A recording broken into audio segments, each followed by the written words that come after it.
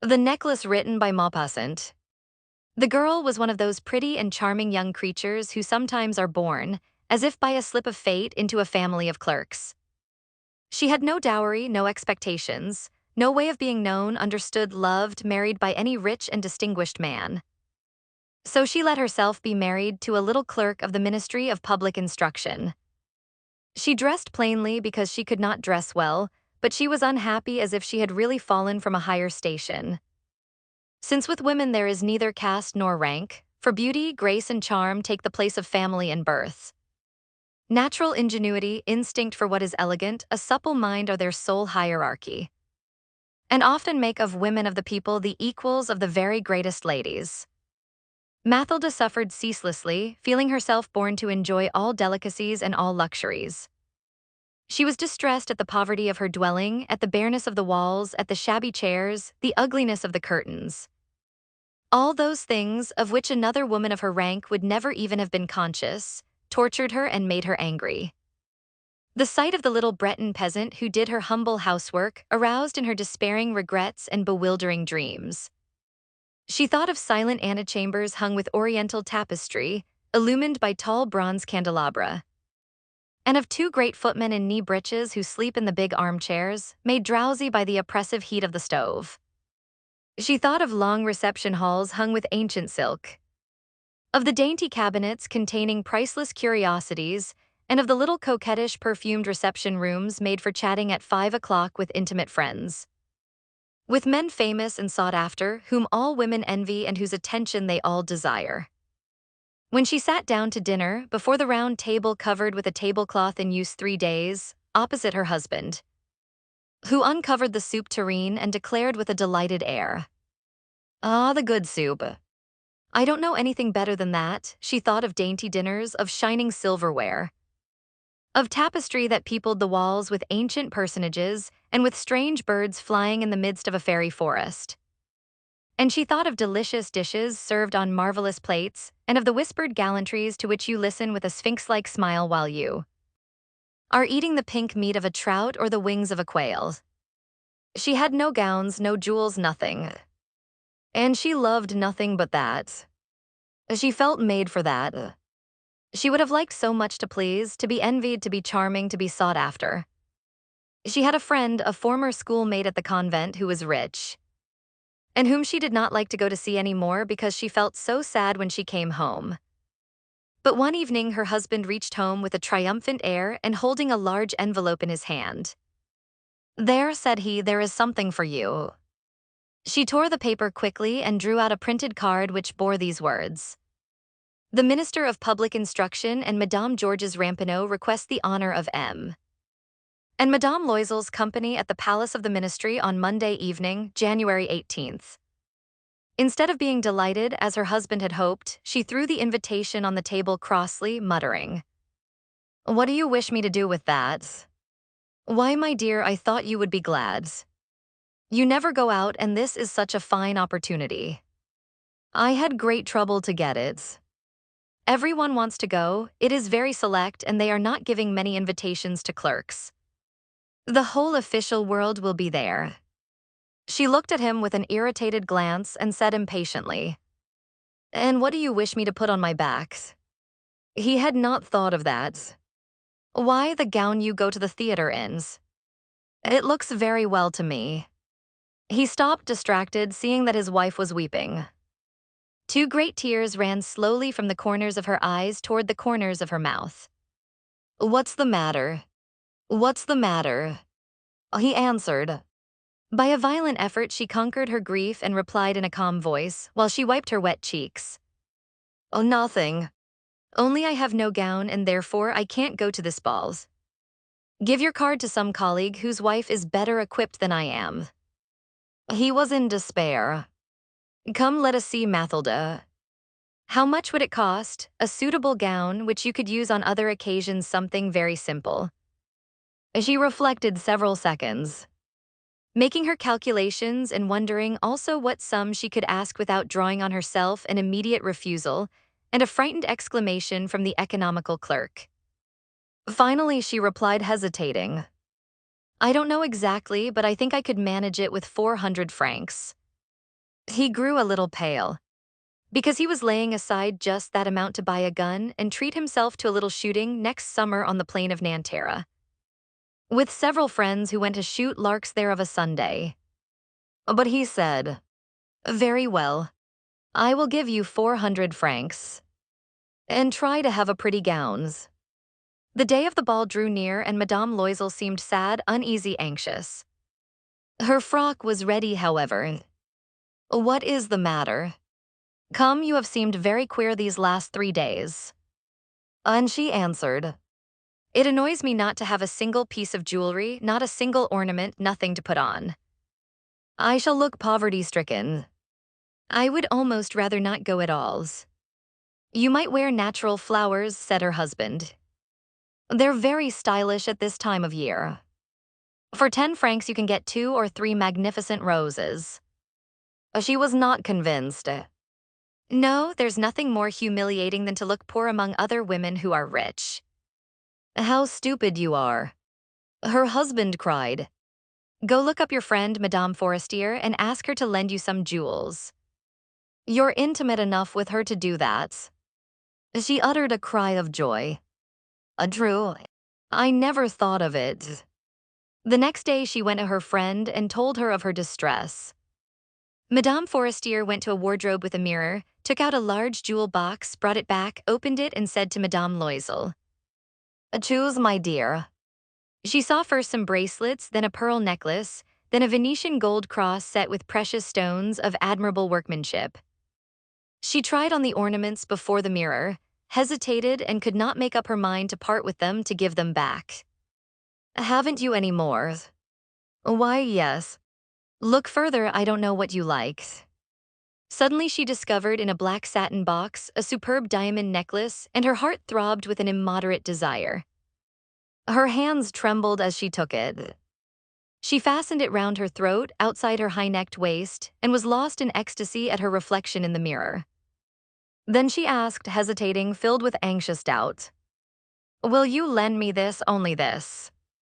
"Why, yes, certainly." She threw her arms round her friend's neck, kissed her passionately, then fled with her treasure. The night of the ball arrived. Madame Loisel was a great success. She was prettier than any other woman present, elegant, graceful, smiling, and wild with joy. All the men looked at her, asked her name, sought to be introduced. All the attaches of the cabinet wished to waltz with her. She was remarked by the minister himself. She danced with rapture, with passion, intoxicated by pleasure, forgetting all in the triumph of her beauty. In the glory of her success, in a sort of cloud of happiness comprised of all this homage, admiration, these awakened desires, and of that sense of triumph which is so sweet to woman's heart. She left the ball about 4 o'clock in the mornings. Her husband had been sleeping since midnight in a little deserted anteroom with 3 other gentlemen whose wives were enjoying the ball. He threw over her shoulders the wraps he had brought, the modest wraps of common life, the poverty of which contrasted with the elegance of the ball dress. She felt this and wished to escape so as not to be remarked by the other women, who were enveloping themselves in costly furs. Loisel held her back, saying, "Wait a bit. You will catch cold outside. I will call a cab." But she did not listen to him and rapidly descended the stairs. When they reached the street, they could not find a carriage and began to look for one, shouting after the cabman passing at a distance. They went toward the Seine in despair, shivering with cold. At last they found on the quay one of those ancient night cabs which, as though they were ashamed to show their shabbiness during the day, are never seen round Paris until after dark. It took them to their dwelling in the Rue des Martyrs, and sadly they mounted the stairs to their flat. All was ended for her. As to him, he reflected that he must be at the ministry at 10 o'clock that morning. She removed her wraps before the glass so as to see herself once more in all her glory. But suddenly she uttered a cry. She no longer had the necklace around her neck. "What is the matter with you?" demanded her husband, already half undressed. She turned distractedly toward him. I've lost Madame Forestier's necklace," she cried. He stood up, bewildered. "Oh, what? How? Impossible. They looked among the folds of her skirt, of her cloak, in her pockets, everywhere, but did not find it. "You're sure you had it on when you left the balls?" he asked. "Yes, I felt it in the vestibule of the minister's house. But if you had lost it in the street, we should have heard it fall." "It must be in the cab." "Yes, probably." "Did you take his number?" "No." "And you notice it?" "No." They looked thunderstruck at each other. At last Loisel put on his clothes. "I shall go back on foot," said he, "over the whole route to see whether I can find it." He went out. She sat waiting on a chair in her ball dress, without strength to go to bed, overwhelmed, without any fire, without a thought. Her husband returned about 7 o'clock. He had found nothing. He went to police headquarters, to the newspaper offices to offer a reward. He went to the cab companies everywhere. In fact, whither he was urged by the least spark of hope. She waited all day, in the same condition of mad fear before this terrible calamity. Loisel returned at night with a hollow, pale face. He had discovered nothing. "You must write to your friend," said he, "that you have broken the clasp of her necklace and that you are having it mended. That will give us time to turn round." She wrote at his dictation. At the end of a week they had lost all hopes. "We must consider how to replace that ornament." The next day they took the box that had contained it and went to the jeweler whose name was found within. He consulted his books. "It was not I, madame, who sold that necklace. I must simply have furnished the case." Then they went from jeweler to jeweler, searching for a necklace like the other, trying to recall it, both sick with chagrin and grief. They found in a shop at the Palais Royal a string of diamonds that seemed to them exactly like the one they had lost. It was worth 40,000 francs. They could have it for 36. So they begged the jeweler not to sell it for 3 days yet. And they made a bargain that he should buy it back for 34,000 francs. In case they should find the lost necklace before the end of February. Loisel possessed 18,000 francs which his father had left him. He would borrow the rest. He did borrow, asking 1,000 francs of one, 500 of another, 5 louis here, 3 louis there. He gave notes, took up ruinous obligations, dealt with usurers and all the race of lenders.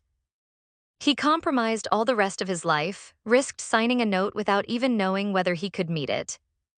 And frightened by the trouble yet to come, by the black misery that was about to fall upon him, by the prospect of all the physical privations and moral tortures that he was to suffer, he went to get the new necklace, laying upon the jeweler's counter 36,000 francs. When Madame Loisel took back the necklace, Madame Forestier said to her with a chilly manner, "You should have returned it sooner, I might have needed it." She did not open the case, as her friend had so much feared. If she had detected the substitution, what would she have thought, what would she have said? Would she not have taken Madame Loisel for a thief? Thereafter Madame Loisel knew the horrible existence of the needy. She bore her part, however, with sudden heroism. That dreadful debt must be paid. She would pay it. They dismissed their servant, they changed their lodgings, they rented a garret under the roof. She came to know what heavy housework meant and the odious cares of the kitchen. She washed the dishes, using her dainty fingers and rosy nails on greasy pots and pans. She washed the soiled linen, the shirts and the dishcloths, which she dried upon a line. She carried the slops down to the street every morning and carried up the water, stopping for breath at every landing. And dressed like a woman of the people, she went to the fruiterer, the grocer, the butcher, a basket on her arm. Bargaining, meeting with impertinence, defending her miserable money sou by sou. Every month they had to meet some notes, renew others, obtain more time. Her husband worked evenings, making up a tradesman's accounts, and late at night he often copied manuscript for 5 sous a page. This life lasted 10 years.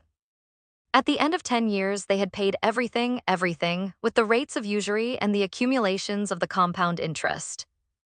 Madame Loisel looked old now. She had become the woman of impoverished household, strong and hard and rough. With frowsy hair, skirts askew and red hands, she talked loud while washing the floor with great swishes of water. But sometimes, when her husband was at the office, she sat down near the window and she thought of that gay evening of long ago. Of that ball where she had been so beautiful and so admired. What would have happened if she had not lost that necklace? Who knows? Who knows? How strange and changeful is life. How small a thing is needed to make or ruin us. But one Sunday, having gone to take a walk in the Champs-Élysées to refresh herself after the labors of the week, she suddenly perceived a woman who was leading a child. It was Madame Forestier, still young, still beautiful, still charming. Madame Loisel felt moved. Should she speak to her? Yes, certainly. And now that she had paid, she would tell her all about it. Why not? She went up. A good day, Jean. The other, astonished to be familiarly addressed by this plain good wife, did not recognize her at all and stammered. But, Madame, I do not know, you must have mistaken. No, I am Mathilde Loisel. Her friend uttered a cry. Oh, my poor Mathilde. How you are changed. Yes, I have had a pretty hard life since I last saw you, and great poverty, and that because of you. Of me? How so? Do you remember that diamond necklace you lent me to wear at the ministerial ball? Oh, yes. Well, I lost it. What do you mean? You brought it back. I brought you back another exactly like it. And it has taken us 10 years to pay for it. You can understand that it was not easy for us who had nothing. At last it is ended, and I am very glad. Madame Forestier had stopped. You say that you bought a necklace of diamonds to replace mine. Oh, yes. You never noticed it then. They were very similar. And she smiled with a joy that was at once proud and ingenuous. Madame Forestier, deeply moved, took her hands. Oh, my poor Mathilde. Why, my necklace was paste. It was worth 500 francs at most.